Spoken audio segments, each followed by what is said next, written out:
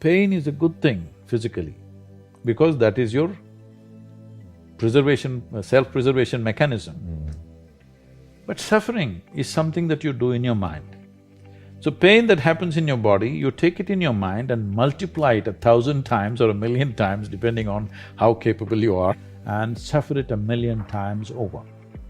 Right now, most human beings are like this. What happened 10 years ago, they can still suffer. What may happen day after tomorrow, they already suffer. They are not suffering life, they think they're suffering life. They're not suffering life, they are suffering the two most fantastic faculties that human beings alone have, a vivid sense of memory and a fantastic sense of imagination.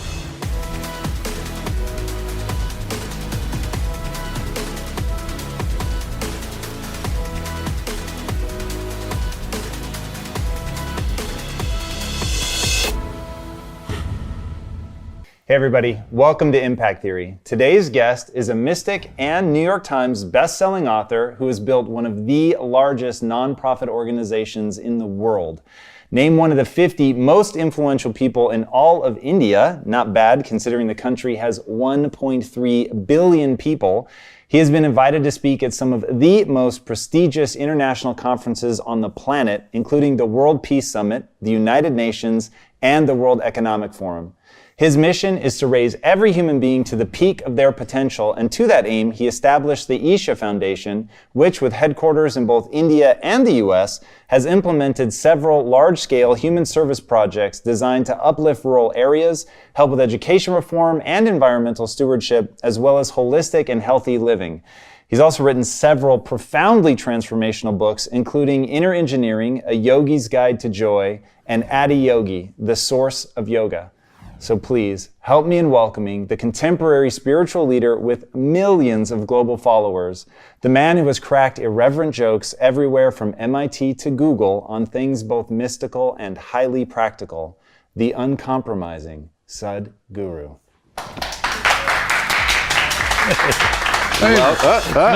Come after. How you doing? Welcome. I am beyond excited to have you on the show. Going and looking at what you're trying to accomplish in the world is very much in line with what we're trying to do in terms of human potential, which I think is super exciting, but we go about it in very different ways. And reading your book, I was really impacted. And so getting to dive deeper into this, I think it's gonna be a lot of fun. And I think the first place to start, walk me through what you mean by potential. Like what do you think is human potential? So every creature, from a worm, insect, bird, plant, tree, everybody, all of them are trying to be full-fledged lives. If one sees what's happening beneath the earth in terms of the root systems, it is an enormous effort for a plant or a tree to become a full-fledged tree. Well, an apple tree is not trying to be an oak tree, but an apple tree wants to be a full-fledged apple tree. That effort is on in every life. So is it in human beings. But the problem with humanity is just this, that for every other creature, nature has drawn two lines. Within these two lines, they live and die. So their idea of full-fledged is hitting the ceiling of their life. But if a human being hits a ceiling, he gets frustrated and miserable because nature, this process of evolution has delivered to us to a place where there is only the bottom line, there is no top line, though some human beings are trying to breach the bottom line and go below. That effort also is going on. So essentially, what human life is when life was in the other forms of life that you see on the planet, nature determined a certain compulsive, instinctive ways of functioning. Once you become human, these lines have been removed. You can act consciously. That means what you call as human potential is not of any kind of measurable limit. It can go as far as you desire, or as far as you have the courage to walk. So when we say human potential, unleashing human potential, it is not about reaching the peak, it is a trajectory. Because what our life is a combination of a certain amount of time and energy. Time is rolling away for all of us at the same pace. If you sit, it rolls away, if you sleep, it rolls away, if you do something, it goes away, if you don't do anything, it goes away. You're happy or miserable, it goes away. Time is running out for all of us. So it's only the energy that you can do different things with. If you bring your energies to a certain level of intensity and possibility, what somebody does in 10 years, you may do it in 1 year. This means if you live here for 100 years, it feels like in people's impact that you've created, it feels like you lived here for 1,000 years, simply because you have managed your life energies in a certain way. So for me, a human being impactful means, how conscious have you become? This is very important. Because if you're in compulsive cycles, then your energy gets wasted in so many things. If you observe people in a day, let's take 24 hours, in that anyway most people by prescription in America they sleep for 8 hours So 8 hours means 1/3 of life is gone. In the remaining 2/3 they have to eat, they have to, shower, bathroom, this, that, all this, another 2-3 hours gone. So literally 50% of life is gone, daily basis, just for basic maintenance of this life. 50% of the time is gone in maintenance, remaining 50%, what they have. If you look at every single move that they may make with their body, their thought process, their emotions, you will see a whole lot of it is happening in compulsive cycles. Or in other words, if you are little sensitive to life, you will realize you are the biggest issue in your life. So this is one thing that I'm trying to do with people, that you are never the issue in your life. I'm not the issue. My thought, my emotion, my body is never the issue. My thought, my emotion, my energy and my body are my instruments of function. They are not impediments in my life. But I would say for 90% of the human beings, their own body, then the compulsions of the body, the compulsions of their thought, the compulsions of their emotions are ruling them most of the time.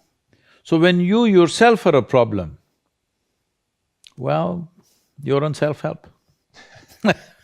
So how do you begin to break out of that? Like if we're all stuck in these compulsive patterns, how do you gain the consciousness that you're talking about and begin to, I don't know if the words go beyond, elevate, like how do you stop being in that endless cycle?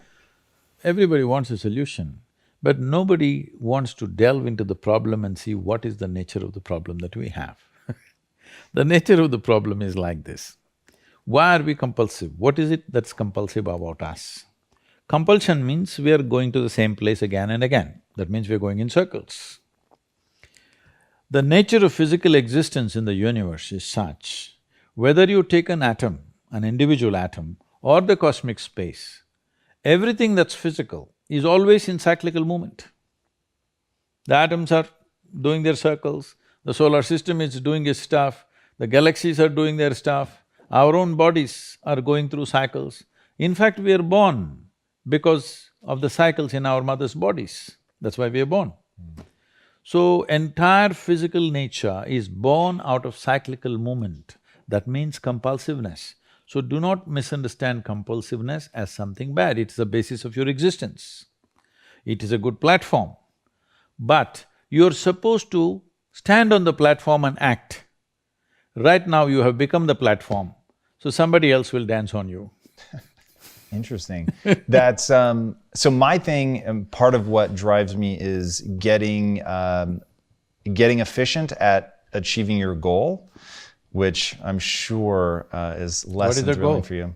So for me, I am interested in actually executing on my potential. So transferring my ability to do something into the actual thing. So the easy example I give people is if What does impact mean for you? Leaving a footprint? Not quite. So I have a very specific kind of impact that I'm trying to have, which is to help people actuate their potential. So I think that a lot of people, they are capable of extraordinary things. And I think that, to your point about joy, I think one of the things that's absolutely foundational to joy is growth. And so getting people on a path where they believe why do they you can say grow. it that way? That's Why is just, growth foundational to joy? Joy is foundational to growth, isn't it? Probably, yes. But I don't have an insight as to what came first, which is No, no. exactly why you're here. No, there is substantial medical and scientific evidence to show that only when you're in a pleasant state of experience, your body and your brain works at its best. There's no argument about that. There's enough evidence to show that. So whatever impact or success or reaching goals or growth or whatever you say, on one level in the physical world, it's about how well you harness your physiological and your psychological process, isn't it? Whether your body and mind works against you or works for you, this is a big difference. So there is enough evidence to show only when you're in pleasant levels of experience, this happens best. So obviously, joy is first, then growth. If you're joyful constantly and you have no fear of suffering because you understand all human experience comes from within you, and so you have managed to create the kind of experience that you want, now growth is possible, unbridled. If you have the fear of falling down and suffering, you will not go very high, isn't it? So how do you work through that? How do you help people on that path? Many ways to look at it. One of the simplest ways to see it is all human experience has a chemical basis to it. Right now, let us say you're joyful. If you look at your chemistry, it'll be in a certain way. Let's say you're miserable. If you check your chemistry, it'll be in a completely different way. Now we have a technology that with which you create a chemistry of blissfulness. So my chemistry is blissful, doesn't matter what's happening. The drama around me is happening in so many different ways, but this is a privilege that I've kept for myself. Me being joyful or miserable, me being peaceful or disturbed, these privileges I have not given it to anybody else, I kept them to myself. I think every human being should do that. That the privileges of the nature of your experience must be in your hand. Because when you try to act in the world, there are many forces. All of them will not always cooperate. Sometimes they cooperate, many times they will not cooperate, many times they'll turn against you. This is the nature of the world, that's how it should be. World will never happen 100% your way, and I'm glad it is so, because if it all happened your way, where do I go? I'm glad it's not happening your way. Little bit my way, little bit your way, little bit somebody else's way. That's how the world should be. That's very interesting. Is there a way to avoid falling into those traps? Like, I know that you've taken some very different approaches, at least from an American set of eyes, to raising your daughter and not wanting to put a lot of teachings on her. Is that to avoid dogma? Is it to avoid closing doors because you think you know something? Like, how do we, if we were gonna have kids and raise them in a way that stopped them from falling into some of these traps, what would we do? How many parents would dare and encourage their children not to be identified with parents, not to be identified with the religion that they follow, not to be identified with their racial and national and other prejudices that they hold? They all think these things are sacred, isn't it? Yes. These are the things which destroy human potential. Whether you want to turn a human being… See, I see this term and it really hurts me when people say, it's very common, only in America I hear this, I was raised as whatever, Catholic or Baptist or Christian or Muslim or whatever else. I was raised. See, you must raise only cattle and sheep. You don't raise human beings. You have to cultivate a human being. You have to give space and give support of love and support so that a human being grows, because every human being is capable of a unique possibility. Raising means what? A flock is what you raise. You don't raise an individual, isn't it? That's very interesting. So, for this, we need to come to a certain level of maturity within ourselves.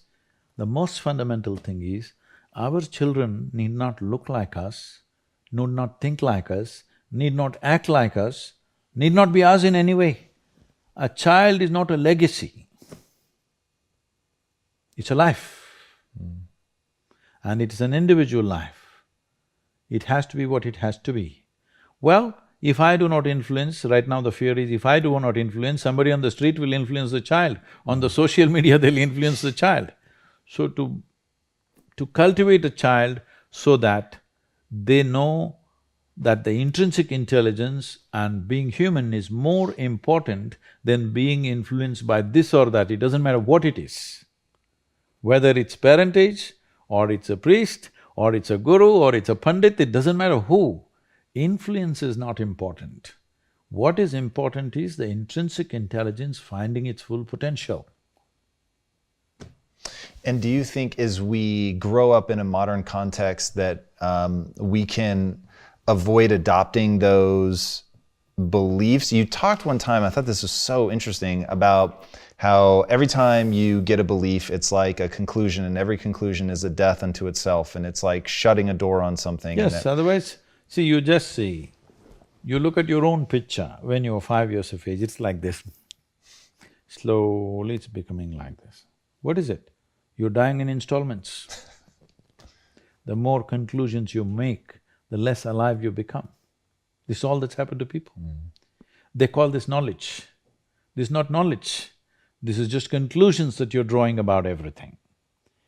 See, with all this scientific exploration, the fact is that even today, we do not know one single atom in its entirety.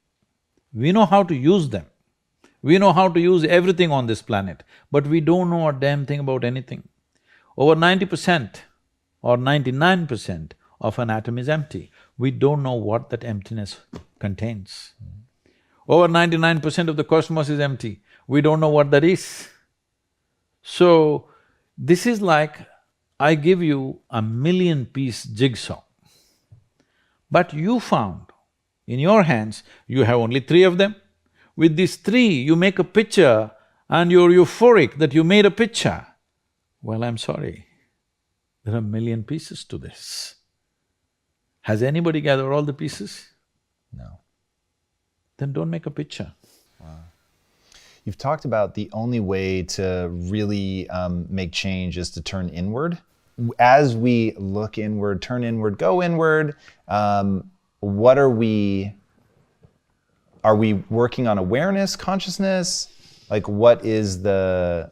See, right now, what are the instruments of your experience? You know you're here only because you can see, hear, smell, taste and touch. This is the only way you know that you're here right now. Suppose you doze off, don't, okay?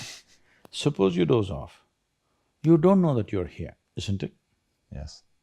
Even though you're here, your heart is beating, everything is functioning, the world is on, we are all here, but you won't know that you're here, nor will you know that I'm here or anybody else is here, isn't it? Yes. All that's happened is, life is on, full on, even within you. Only thing is, these 5 sensory organs have shut down. So your entire experience of life right now is happening because you can see, hear, smell, taste and touch. Just look at the nature of the sensory organs. In the very nature, they're outward bound, isn't it? Can you roll your eyeballs inward and scan yourself? No. Shall I give you a bad example? Sure. Our nose is located right above our mouth. Suppose you don't brush your teeth for 3 days. Though this nose is right here, it won't tell you you have not brushed your teeth. The whole room will know you have not brushed your teeth, but you will not know. This is the human predicament. It's very easy to see what's wrong with this guy, what's wrong with her, what's wrong with her. It takes a lot of observation to see what's wrong with this. That level of keenness of observation is missing in most people. They need to cultivate that.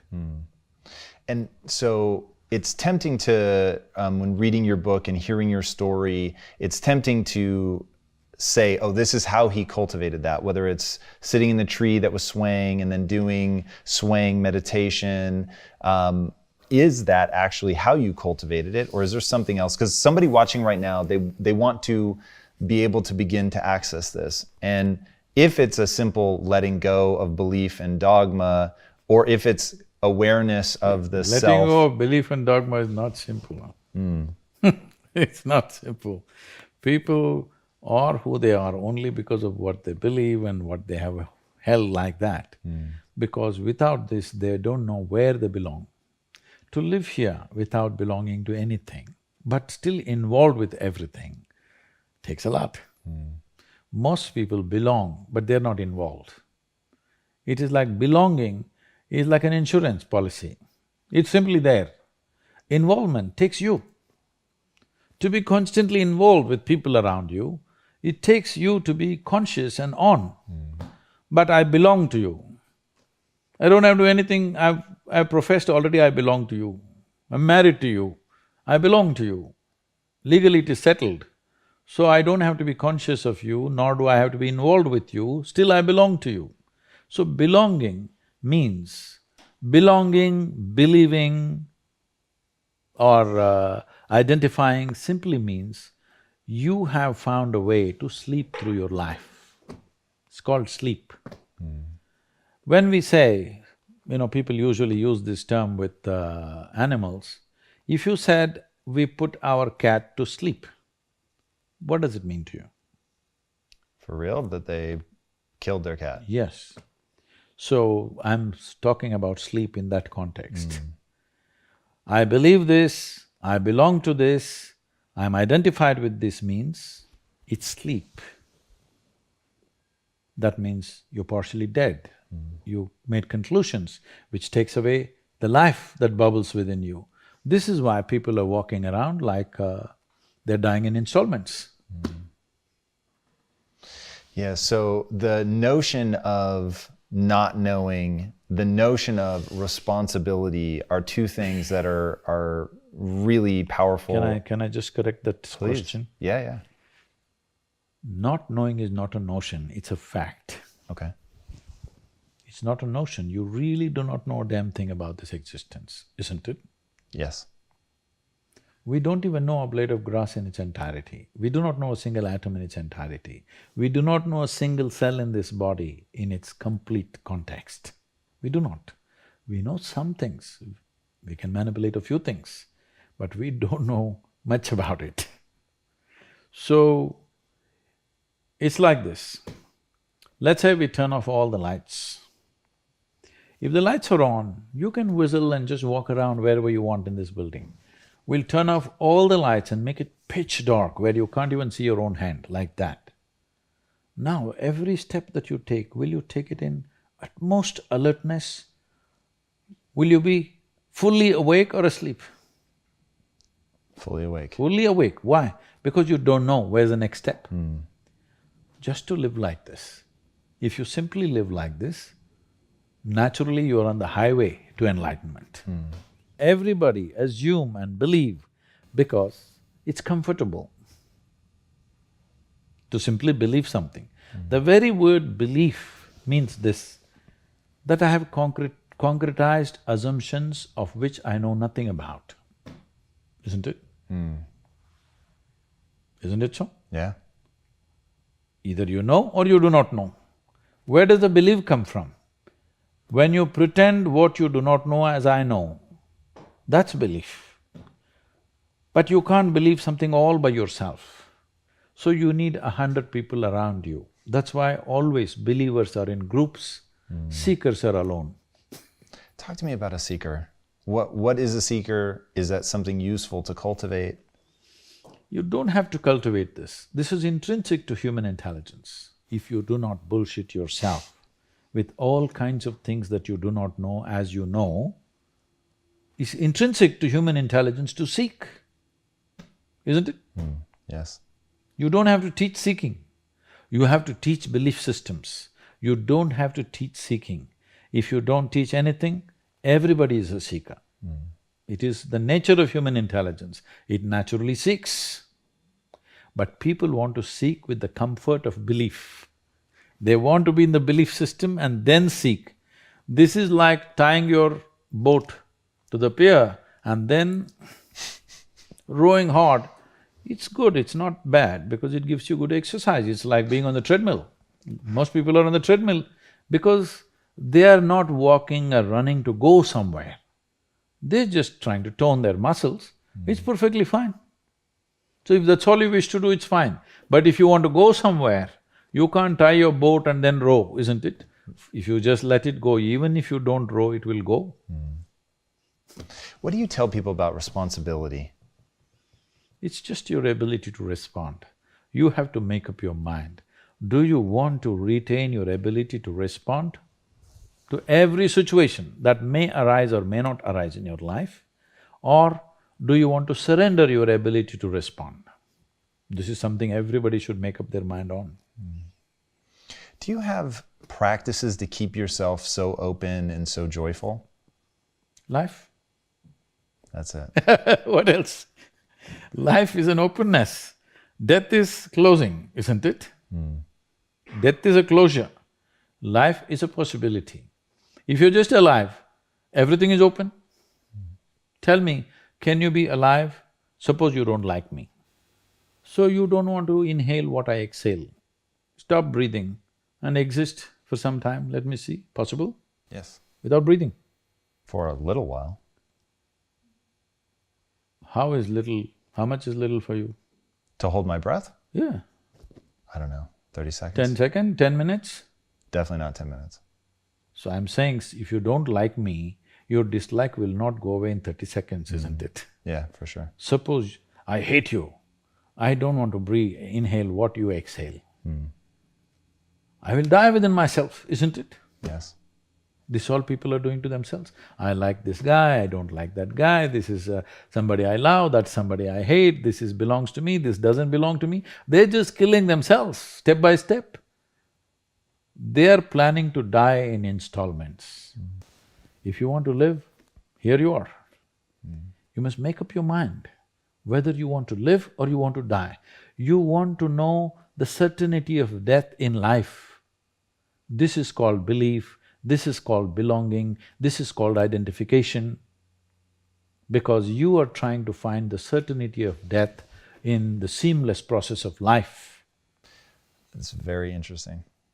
You spend a lot of time speaking. What do you hope people take away? Is there one core thing that you really want people to be touched by? Fundamentally, if people understand that the source of human experience is within you, joy or misery, agony or ecstasy, pleasure or pain, everything comes from within you. If you understand this much, if I understand, suppose right now I think I'm miserable because of you, there's no solution for my life, isn't it? Because all you have to do is walk in front of my home, I will become miserable. So simple it is. You don't have to kill me, you just have to walk around in front of me. I will die within myself every day. If I understand the source of my joy and misery are within me, then you know what's the obvious choice? Joy. It's the obvious choice, isn't it? So this one fundamental thing has to get across to all the human beings on this planet. Your experience is entirely determined by you. This is what the word karma means, unfortunately. It's become something else here. Karma means action. That means when we say your life is your karma, we are saying your life is entirely your making, 100%. What happens in the world? There are many, many forces involved. What happens within me? It's 100% me, 100%, isn't it? Yes. If you don't take charge of this, then you're an accidental life. When you're an accidental life, anxiety is very natural. Natural, isn't it? Suppose you're driving accidentally, that is, you don't know what's happening and you're simply somehow going. Anxiety is natural or no? Yes. Any accidental movement creates anxiety. So this is why consciousness means this, that you have taken charge of the instruments of life, which on most fundamental level is our physiological and psychological space. You've taken charge of this. Now your health, your happiness, your joy, your ecstasy, your misery, everything is in your hands. You exercise them as you want. Yeah. Going back to what you said about focus, in your book you talk about something I thought was so interesting, to set the faucet to a certain drip rate and do nothing but focus on the dripping of the faucet for like 7 minutes or something. The idea is to pay attention to something which has no relevance to you. See, people have divided the universe. This is important, this is not important. This person is important for me, this person is not important for me. This is important for me, that's not important for me. You divided the universe. You will never know anything this way. Indiscriminate focus, indiscriminate attention. I'm not attending to you because you are somebody with a cobra in your heart, all right? It doesn't matter who I speak to, who I am with, I'm the same way. Indiscriminate. Only when your attention and involvement is indiscriminate does the universe open up to you. You have discriminated, naturally you close. People come to me and say, Sadhguru, I want to walk the spiritual path. I say, okay, be here for 3 days, let's see what we can do. So, no Sadhguru, day after tomorrow, my uncle's daughter's birthday, I have to go. Oh, you want to get enlightened? And day after tomorrow, uncle's daughter's birthday also. All right, we got 1.5 days. You do one thing, you do this, this and this. I said, Sadhguru, but I don't like this. All right, I'll give them a small piece of paper and say, okay, write down things that you like, we'll only do that. You won't believe it, in this entire universe, most people like only 3 or 4 things. Wow. When you're so constipated in your head that you like only 3 or 4 people or 3 or 4 things in your life, how do you want to open up to the existence? Because life is happening because of its openness. This is a fundamental difference between death and life is, people are thinking it's just breath, all right, on one level, that is also openness. Whether you allow this to happen or you don't allow it to happen, whether you did it consciously or unconsciously, but it's happening, isn't it? Openness is on every subatomic particle, is in communication with everything. That's why this is going on. Breath is happening, so much is happening in connection with everything. It is only in openness you're alive. As you close doors, you're dying in installments. Dying in installments is torture. See, life is fantastic if you're alive and fully alive. If you're dead, it's good, at least the neighbors may think so.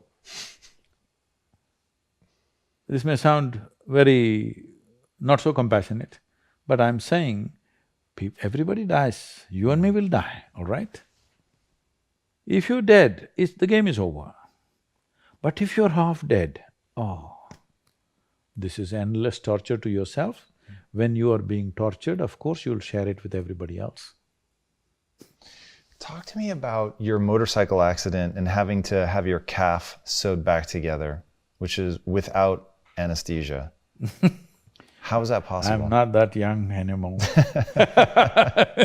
Today I would take anesthesia. Those were wild days. But the notion of the difference between pain and suffering I thought was very useful. See, pain is physiological, it's there. If there's no pain, most people would not even know how to protect themselves. See, just because there's no pain in this, see what all you have done to it, isn't it? See, there's no pain in this, so that's why you took it off. If there's no pain in your nose, maybe you would have taken it off. Right. Because there are many advantages. You will take in about 22% extra oxygen if you just remove this one thing, contraption. Wherever there is no pain, people are messing with it like crazy, isn't it? They call this hairstyle, they call it so many things. Yeah. Suppose there was no pain in the entire body, in Los Angeles, people would pull out their stomach bag and you think they wouldn't do it? No, they probably would. Only pain is helping them to preserve themselves, isn't it? So pain is good. There's no physiological pain. Most people would not know. I hear in United States there's one group, they call themselves something, I forget that word. They're actually cutting their fingers off, their hands off on the video. Whoa. They're posting it online. There's a group like that. Whoa. Can you imagine this? No. In spite of so much pain, if there was no pain, almost everybody would have cut themselves off in the name of fashion, they would have cut themselves into ribbons. Wow. So pain is a good thing physically, because that is your preservation, self-preservation mechanism. But suffering is something that you do in your mind. So pain that happens in your body, you take it in your mind and multiply it 1,000 times or 1,000,000 times, depending on how capable you are or how stupid you are, and suffer it 1,000,000 times over. Right now, most human beings are like this. What happened 10 years ago, they can still suffer. What may happen day after tomorrow, they already suffer.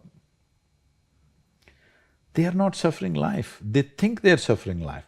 They're not suffering life, they are suffering the two most fantastic faculties that human beings alone have, a vivid sense of memory and a fantastic sense of imagination. Why do you think that depression and anxiety, suicide are so rampant right now? See, one thing is, the survival process has become easier than ever before. Believe me, in the morning if you need a bucket full of water, if you had to walk a mile to the river to get one bucket of water, and your family needed 25 buckets of water, you would have no time to mess yourself. Now you have a lot of time to mess yourself because our survival is better organized than ever before. Another thing is, most human beings do not know how to manage their biochemistry without physical activity. I've seen a whole lot of people, particularly teenage boys and girls between the ages of 12 and 16, who come to me with some severe, violent problems within themselves. If you leave them like that, they may kill themselves or kill somebody else, they're in that kind of state. Many of them have even killed their parents, it just happened all over the world. And in 2017, when I came to know that in India, which is not so much suicidal in that sense because there's a huge family support and stuff like that, in spite of that, in 2017, 18,600 children below 18 years of age committed suicide, out of which 7,200 are below 15 years of age. So 12, 13, 14-year-olds who must be bubbling with life are wanting to take their own lives. Why? Obviously we're doing something fundamentally wrong with the society, isn't it? Yes. Our goals and our stupid ideas of what is success is driving them nuts. Because we are trying to use our children like racehorses. That's interesting. And when you say that as something that represent us, that we've turned into something amazing, or in what way are they like racehorses? See, when you understand life as a race, if you're in a race, what's the objective? You must reach the finish line quick, isn't it? Yes. What is the finish line of your life? Death. There you have it. This may not be a conscious process, but life within you is understanding it like that. When you… see, you must understand this, whether you are conscious of it or not, any human being.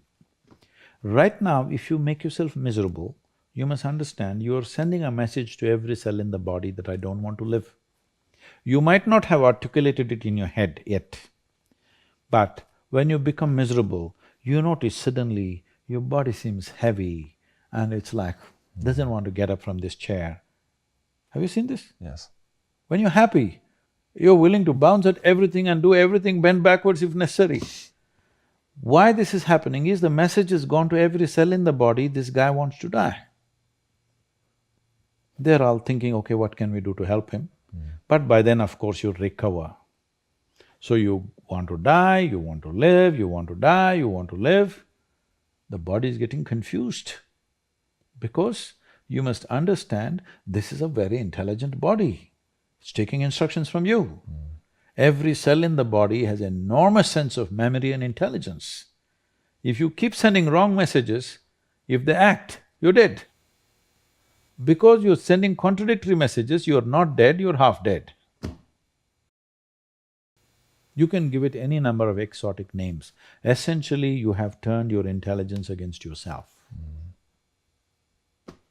This is supposed to work for you, but now you've turned it against yourself, it's working against you.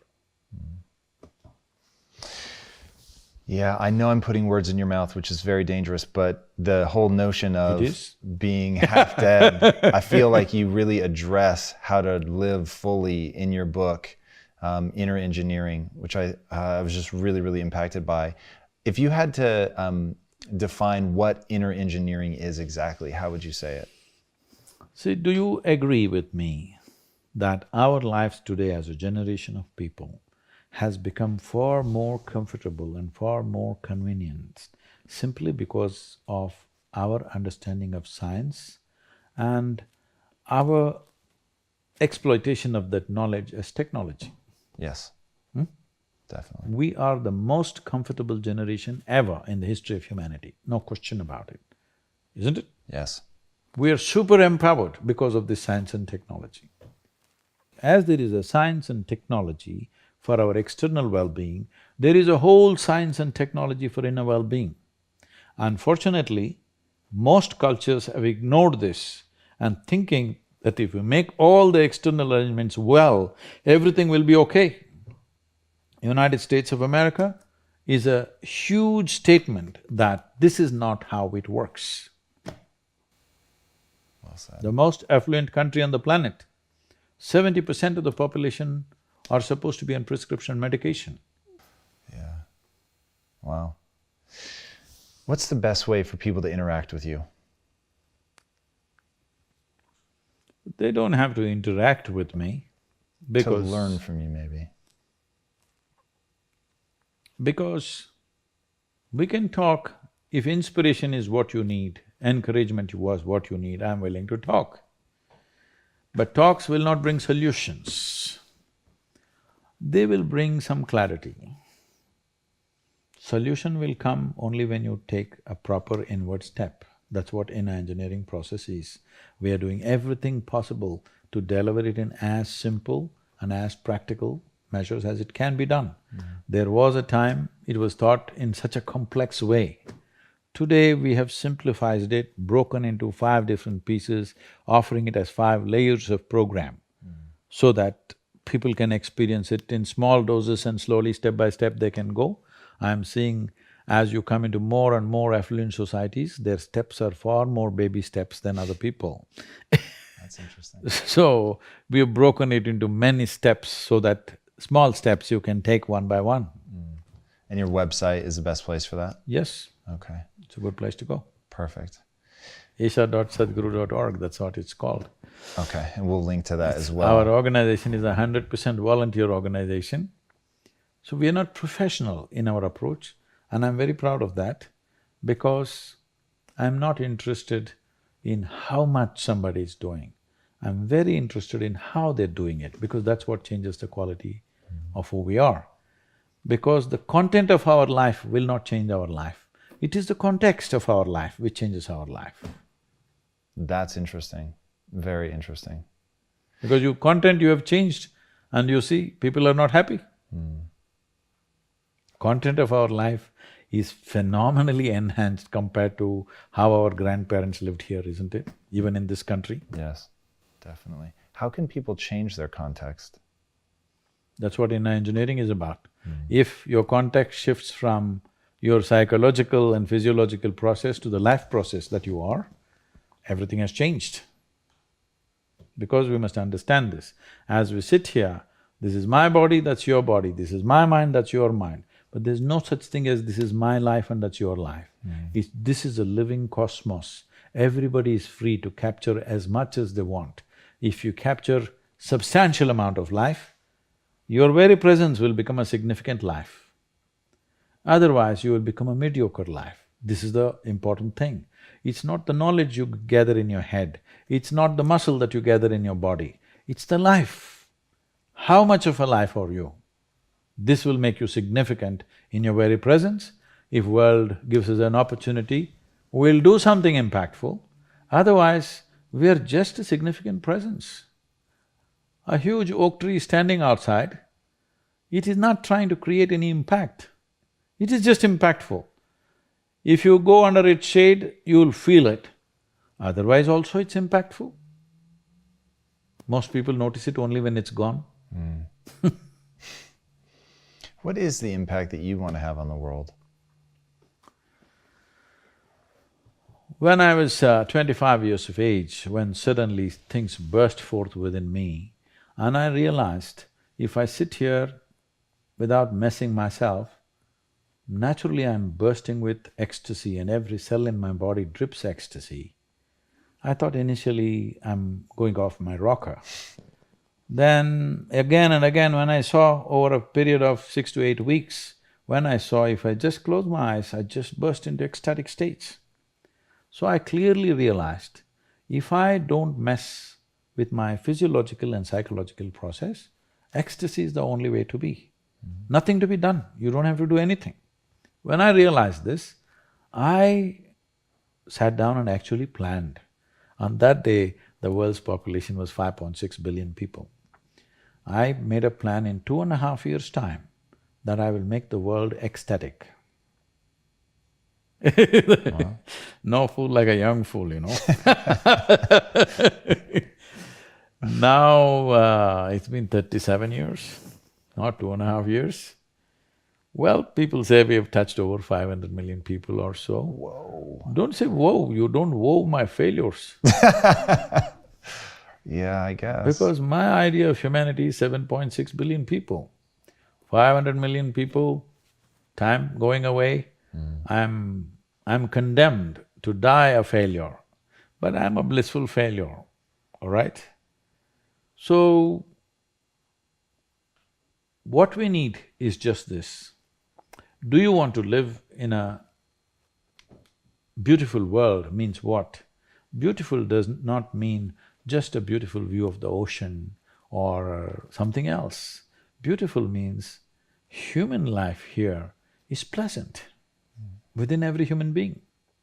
The question is not about what I wear, what I drive, where I live, but how I am within myself. See, what we can do in the world is a question of times. In which time of history we exist, accordingly we do things. If we were here 100 years ago, we wouldn't be recording all this stuff, all right? We would be doing something different. But human experience is constant. Whichever generation you are, you can either be blissed out or misery. Always, forever. It has been so and it will be so. So, what we can do in the world is subject to many realities of the times. But how we can be within ourselves is always a possibility. So what is always a possibility must be manifested. Whether you will run faster than Mr. Bolt or not, whether you will climb Mount Everest or not, this is not the point.